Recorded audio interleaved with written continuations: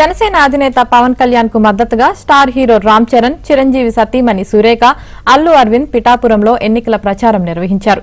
అంతకుముందు పాదగయ క్షేత్రంలో రామ్ చరణ్ తల్లి సురేఖ, అల్లు అరవింద్ పూజలు చేశారు.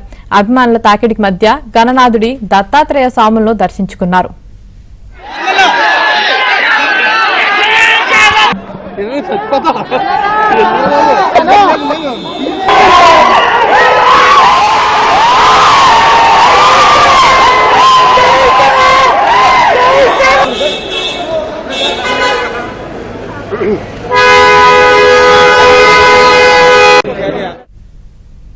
అంతకుముందు హైదరాబాద్ నుంచి గన్నవరం ఎయిర్పోర్ట్ కి చేరుకున్న రామ్ చరణ్ కు అభిమానులు ఘన స్వాగతం పలికారు.